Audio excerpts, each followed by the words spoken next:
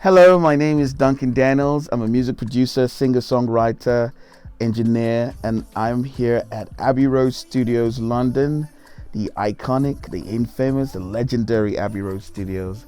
Thanks for having me.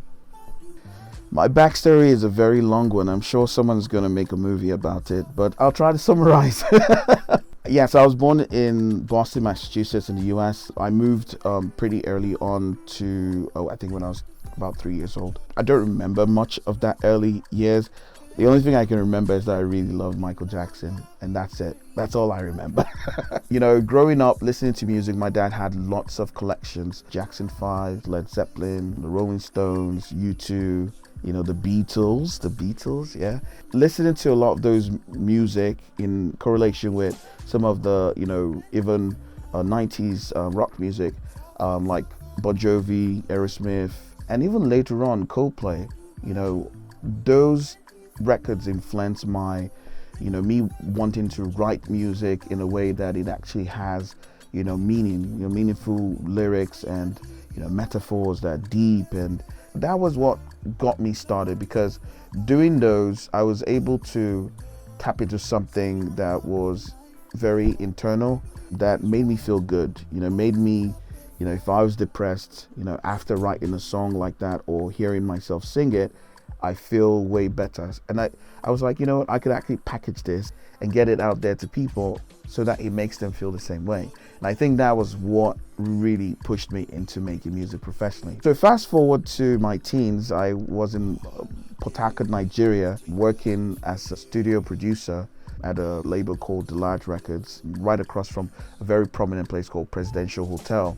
I was opportune to work with a lot of the artists that came into town from Lagos on that early, beginning of the Afrobeats industry. So I had worked with people like Plantation Boys, P Square, a whole bunch of, early on, artists when they come into town to get their studio mixes done. Moving to the US, to enhance my skills as an engineer and a producer.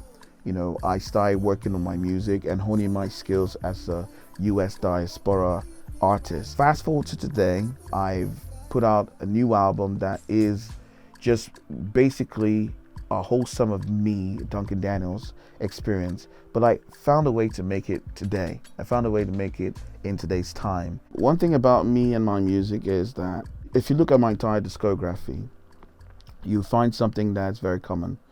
I'm not bound by the laws of genre labels.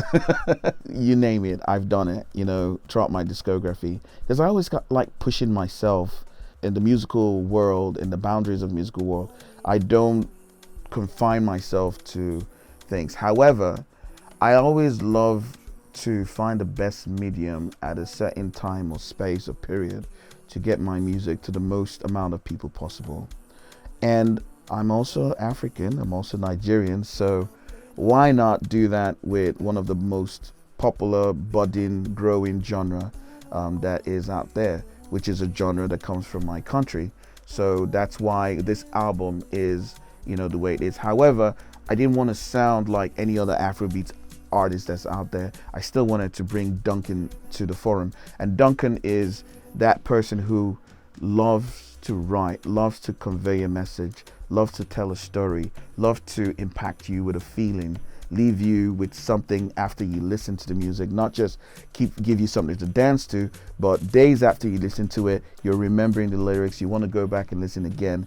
So that's what I bring, the whole of me, into this project. So I could say yes, that indie rock part of me influences this Afrobeats album, and you can tell from the lyrics, the melodies, the way that I use my harmonies, the ways that I do some of the vocal pannings and some of the undertones that I use on the album. Yeah, I was able to master my album here at Abbey Road. As a matter of fact, it's quite historic because I think my album is the first fully mastered Afrobeats album here at Abbey Road Studios.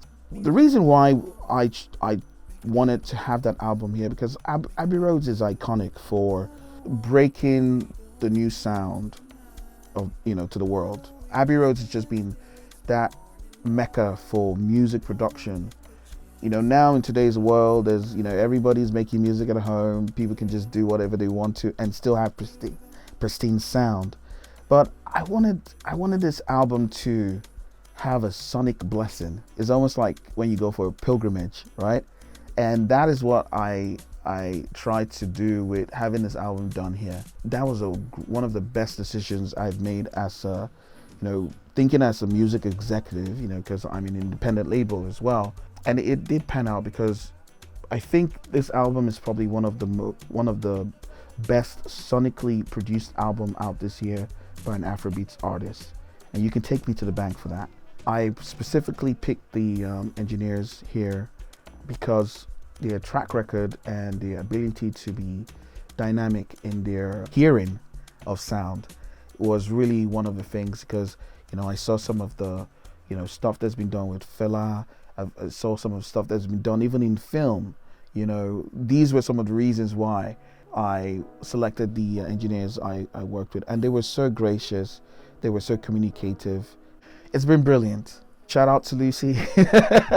She's been amazing with coordinating things and always making sure that basically things run. Shout out to Mr. Gordon, who really helped me earlier on with some of the great feedback with the music. It's felt like I was working with people who cared. It wasn't just like, oh, let's just get this done and let it get out of the door. I felt like they really actually cared for the project. They even probably saw the vision of the project before me. I really appreciate Abbey Road for injecting some momentum into my musical life. Yeah, so working with the team here at Abbey Road has been one of the best experiences of my musical career. I probably will be doing all my mastering here at Abbey Road Studios if they will have me. We will. So yes, I've had success in Nigeria, and now with the UK and the US markets, that's kind of where the goal is at for every artist, every Afrobeats artist today, right? But actually my case is quite different. I'm actually having way more success in the UK and the US than I would say in Nigeria per se. And the reason is because a lot of the Afrobeats artists that a lot of people know about, like the more mainstream artists, are coming from Nigeria out to these places. And they are part of the machine there that really puts them to the masses and gets them in those streaming platforms, and get the eye is basically on those places for Afrobeats. Typically your eye is not on the United States for Afrobeats. So as much as there's been so many artists like myself, who's been making music and making Afrobeats for the last 10 years or more, you don't see people realize that we exist. So especially in the Nigerian scenes. So we, have no choice but to spread our music to whoever is around us. And guess what? Whoever is around us is American and, probably not Nigerian most of the time. But it's very important that we still get our music across to them. Back in the day, a lot of popular Afrobeats artists that about today, like the likes of Davido, Banky W, who actually was the first person to sign Wizkid, they were actually based in the US and moved to Nigeria to actually start their careers. However, thanks to social media and the influence of Afrobeats, everyone is listening. You don't have to be Nigerian to listen to Afrobeats. The landscape has changed, some for the good, some for the bad. Try to learn the business as much as you can, because the information is out there. Social media, whatever, just learn the business, because what you're going to find is that the world is awakening to a phenomenon where the artist is the brand.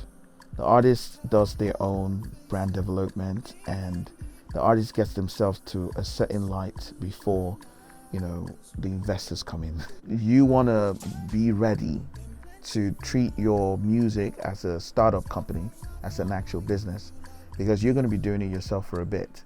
And if you can't do that, then I have to be frank, then it's going to be a big struggle. So my advice is to take your time to shore up yourself, to study your music, to know what you want to do with it, so that you can decide if this is really something I want to do before really going into it, because it really isn't easy. Try to learn. I think education is the major thing in today's music world.